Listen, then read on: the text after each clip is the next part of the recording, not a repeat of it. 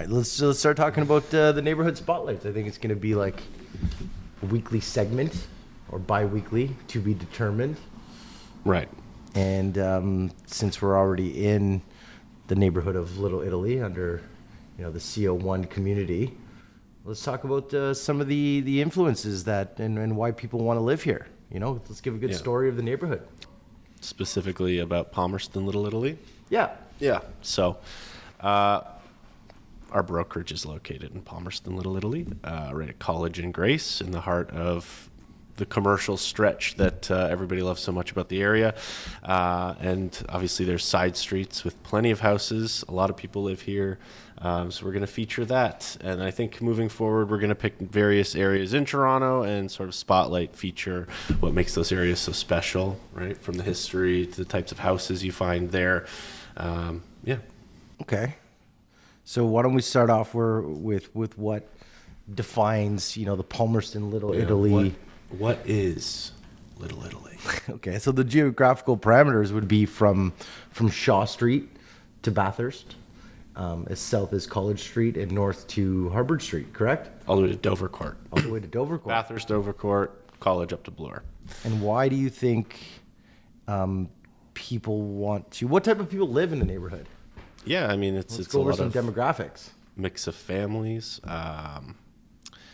predominantly people aged 20 to 45, roughly, according to Statistics Canada. Mix of families, mix of young professionals, mix of students, obviously because U of T is sort of at the eastern edge of the area. So you get a real mix of young people, young families. I mean, it's.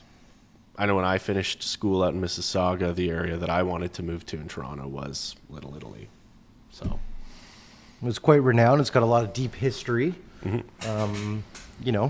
I think the commercial element of it, all the stores, the mixed-use buildings on College Street are what drive a lot of people to the neighborhood. And I guess when those people come to this neighborhood, it's a certain type of person, right? We can go over, the demographics with respect to household income. Mm-hmm. I think in this neighborhood, the median household income was about $110,000, if I'm not mistaken. yeah, roughly around there. Some streets more than others. It's hard to really pinpoint that data. A lot of the houses in the neighborhood are owned. About 41% of them are owned, and 50% of the people living here are renters. Mm-hmm. And I think we can kind of get into the type of homes that were built, the architecture. Maybe you can touch upon that. Yeah. What do you find here? What do you find? What kind of houses do you find? It goes back to the history of the area itself, right? So this part of Toronto was developed early 1900s. It's when you saw a lot of the large Italian population immigrating here during the First World War, settling in this area. So as a result, the architecture is predominantly Edwardian. It's early 1900s. So you get those classic brick houses, semi-detached mostly, some detached, but that sort of classic Toronto brick house, 2 to 3 stories. The lots aren't huge generally, 20-ish feet frontage, sometimes bigger, sometimes smaller, and then, depths of 100, 120 feet, depending on where. And there's a lot of laneways here, too. You get a lot of laneways at the back of a lot of these properties. So I think the proximity to College Street for many of these streets running north-south and the few that are running east-west is what really drives people to consider this one of the premier neighborhoods of the city, mm-hmm. right? College is, you've got a 24-hour streetcar route. Put your phone on silent. That'll happen many times. Put your phone on silent while we're recording. It's actually one of our agents, Eddie Chan, right? Yes. Work. Oh, loop him in. Put him on speakerphone. Eddie. Mr. Bertucci. How are you, sir? Just leaving Burlington now for the first time in 5 years I've been here. Good for you, man. I don't want to throw you on the spot, but we're actually doing a video cast right now, and you're on the air. You're live with me and Owen, the O-Dog. Oh. The O-Dog. Well, you guys are best at it. Yeah, I think we're going to look for some commercial. Eddie, by the way, is our commercial real estate agent, and we're going to have him as a host, as a guest, hopefully in the next coming episodes. You'll touch a little bit about the commercial real estate market. Sure. All right, Eddie. So let me call you back, and No we worries. can go over what I wanted to ask you about once we're done with this. Okay. All Thank right. you. We'll talk soon. Bye. Bye-bye. Eddie, what a great guy. Yeah, if you keep the ringer on. You got to answer the phone on the podcast. I think that's the cool thing about doing this podcast. You know, we are working during the day. We can't dedicate all of our time to this. And One thing about being a real estate agent is you're always working. It's Always working. flexible hours, but it's not. You're always kind of working, even at night, on weekends. We've been here till 1, 2 a.m. finishing deals. Yeah, you got to always be ready to answer your phone. always So, on the phone, always on the phone, always on the grind. Yeah. Always be closing. ABC. Yeah. That's our motto. Let's get back to the neighborhood. And I think a few cool things about this neighborhood is the nightlife here. You've got some really cool bars and restaurants, and because of I know we talked about the age of people living here from 25 to 40. Those types of occupants want to go out for lunch, they want to go for dinner, they want to hit their coffee shops. I think College Street really comes alive, and one would say there's a little bit of a renaissance that's happened in the last few years. You've got some Michelin star rated restaurants, Bar Pompette. Bar Raval. You've got some phenomenal Tavernitis for Italian food, Cafe Diplomatico, which What's a community staple? Which here you know since, and what, I know. 1968. Yeah, I've been here Still here, still serving food. almost 50 years. They've been on this street, and the one thing I really like about them is they're really community oriented. Their breakfast is $6. Where are you going to find a $6 breakfast in Toronto? In this economy? In this economy, in this neighborhood, these are some of the cool features that this neighborhood has. We're actually just staring at the fish store. I don't know if you've been to the fish store recently, but man, is that place bumping? And it's probably maybe 10 feet wide by 15 feet deep, and always has a lineup, always busy, healthy food. Yeah, different fish every day. Great chowder. I like to tell people that this little quadrant here from like Grace Street to Beatrice might compete with any other area for restaurants. I know one of your favorites, Owen, is Im Thai. Yeah. Yeah, right across the street from us, Im Thai Kitchen. Probably some of the best Thai food I've had. Very good. I agree 100%. I think right beside it, you've got just in this block alone, you've got Thai food. Across the street, you've got Samrat, some Indian cuisine. You've got Golden Wheat, the Portuguese bakery, which is packed from 6 in the morning. Ghazale, Middle Eastern food. The fish store, Kasai Grill, Korean barbecue just underneath us. I'd like to see another stretch of street compete with this. Let me know your thoughts. Well, yeah, I mean, it's a destination neighborhood. Like, people come from all over the city to park their cars and hang out here. Hit up the rooftop of Vivoli's patio. Yeah, the nice thing too is it's got that vibe of sort of a small town. Not really, but those like downtown stretches of a small town, small buildings, locally owned businesses. It's quaint, right? It's the opposite of that big box store or big supermarket, which is great in its own rights, but I don't know. It's that sense of community in a big city. What a great neighborhood to be a part. We're lucky to be a part of. I think our initial podcast video is highlighting Little Italy. This is where our office is, and you can see why people want to live here. There are also some very cool areas that we're going to be touching on in the next coming weeks. Trinity Bellwoods, Bloordale, all hip areas. So getting back to this neighborhood, kind of going to put you on the spot here. I know you love being put on the spot. What's your favorite place to go to around here? Could be coffee shop, Coco's. Yeah, I for one, I'm a huge fan of the Bifana sandwich from the Golden Wheat Bakery downstairs. It's like $6, $7 for a sandwich with a good amount of pork cutlet on it, Portuguese bun, They load it. cheese. They load it. Yeah, they're not skimpy. So yeah, for me, it's getting lunch at Golden Wheat Bakery, beef on a sandwich. What about the sandwiches at Grace Meat Market?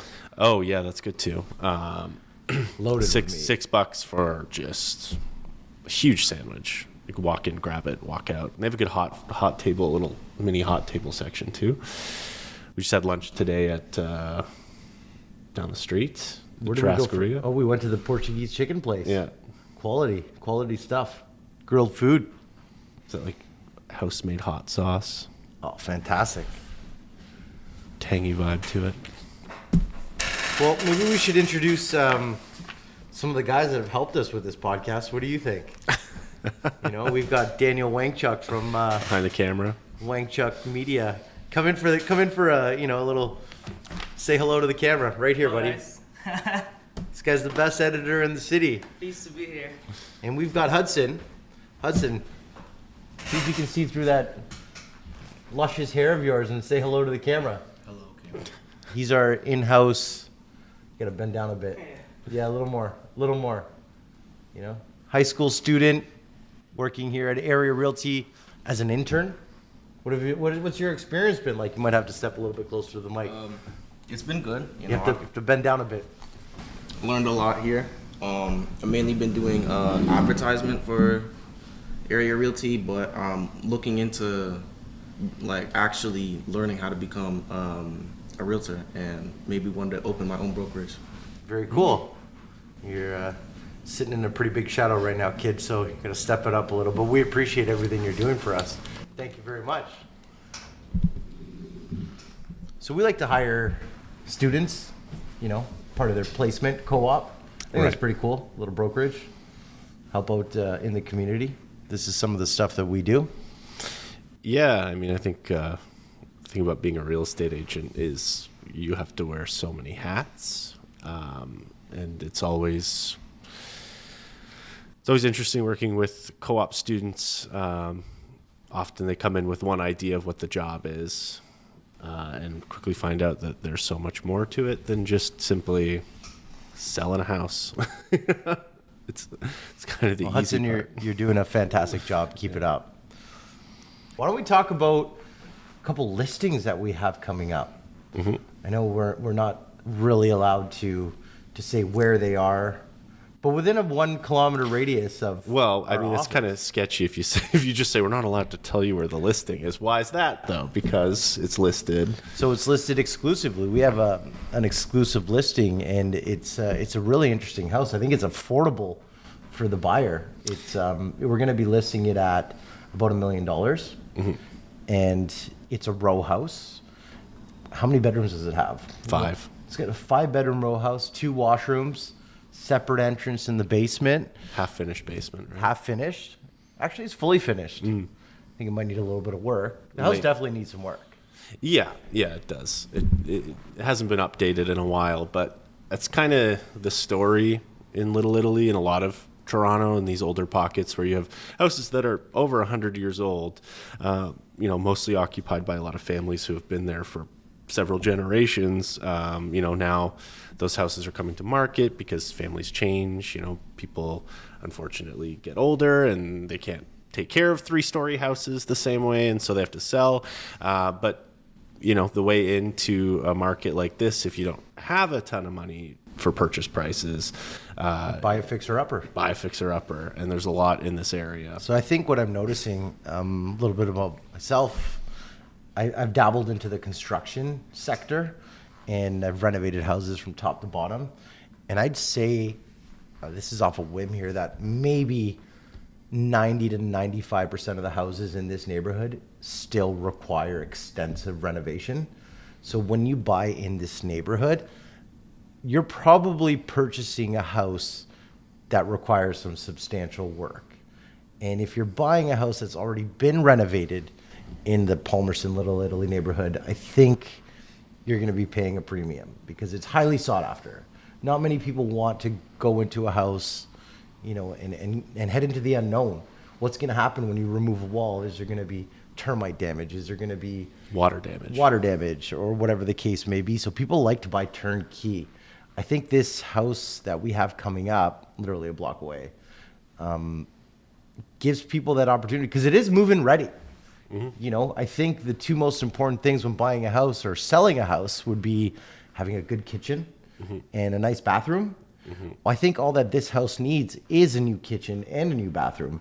So, like, if you take into the cost of that, maybe what's that going to cost? $30,000, $40,000, depending on appliances and what finishes you choose.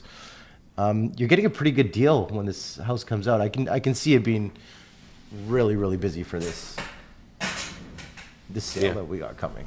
Yeah. You know, it has parking in the rear, 2.5 stories, 2 bedrooms on the 3rd floor, basically. Are you excited?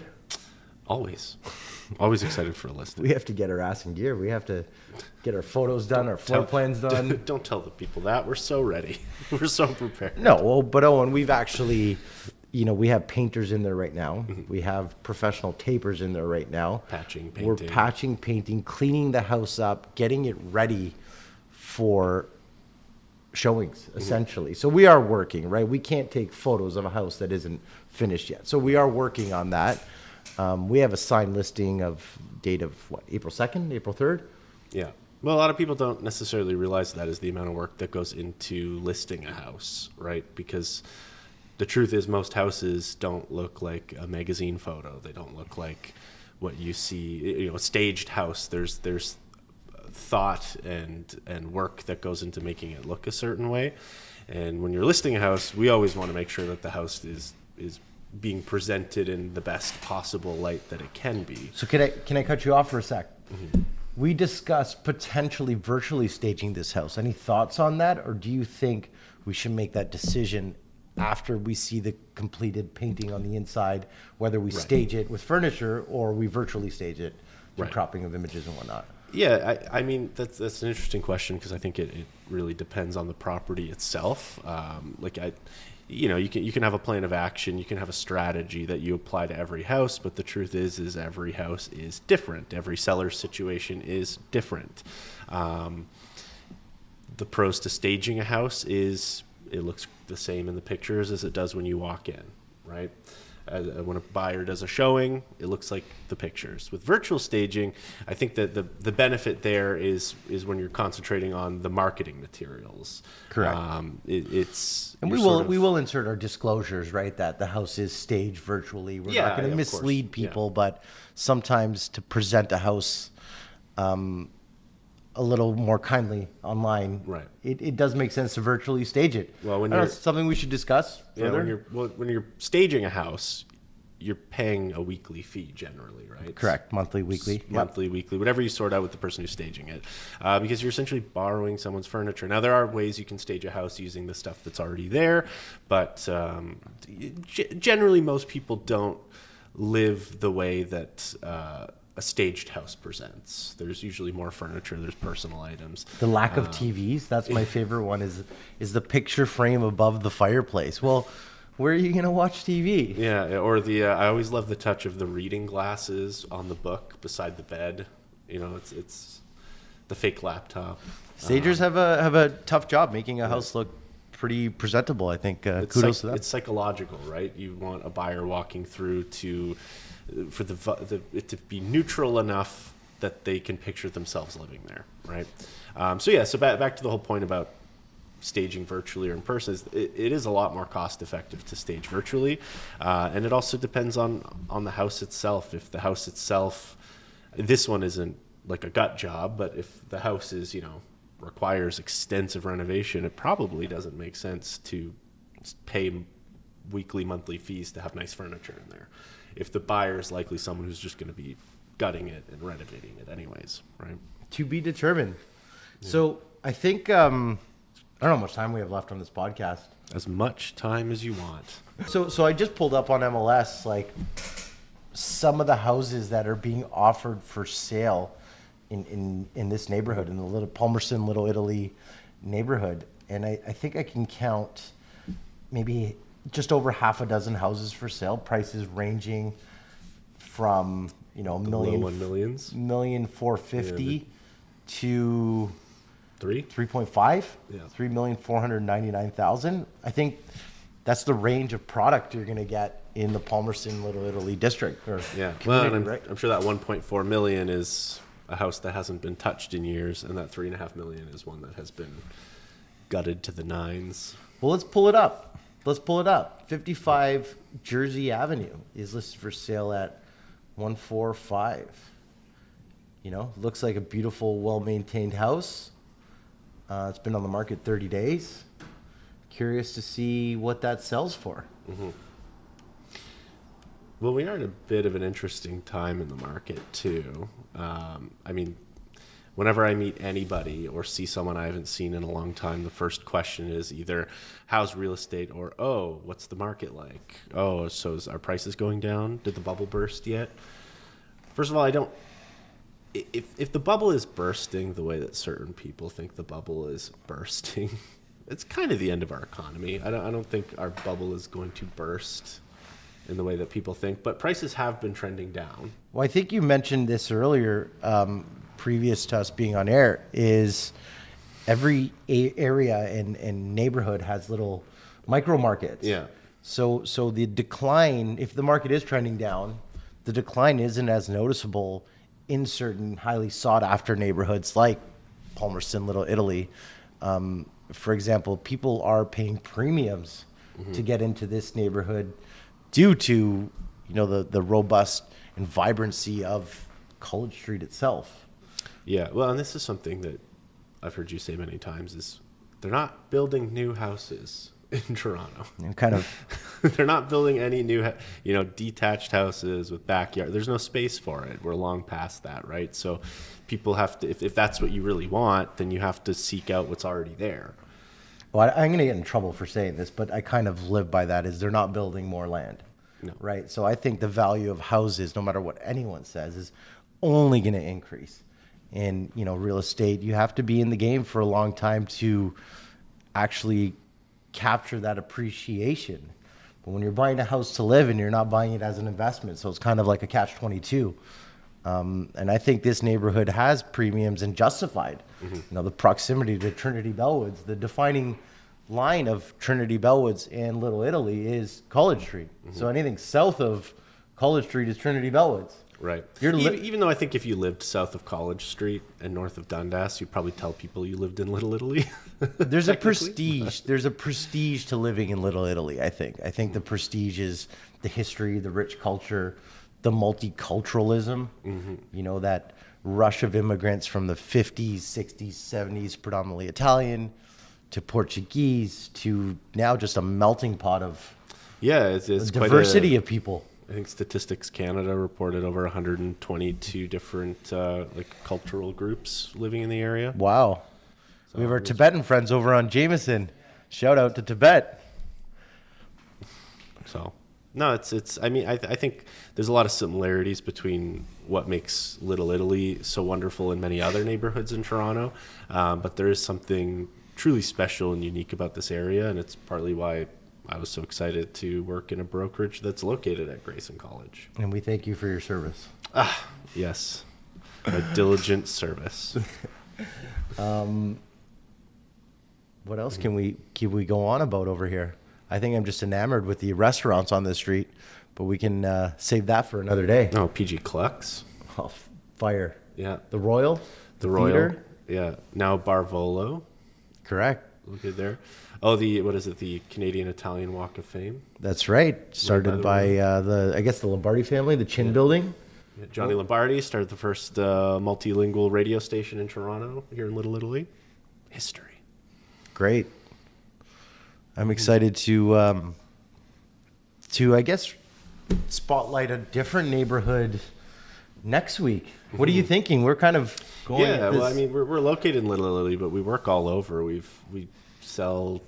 We've helped people buy. We help people rent in places all across the city. I've lived in different places in the city, and so there's I don't know. There's a lot of great pockets in Toronto to highlight, and I'm looking forward to it. Like, I know we're in the West End, but I lived in the East End for years. I'm excited to go back out to Lower Leslieville, to the beaches.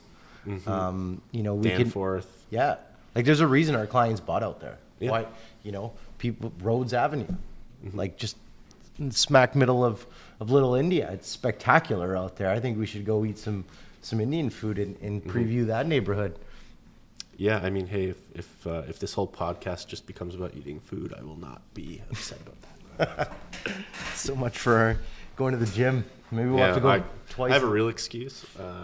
Broke my finger, so. You should see the other guy.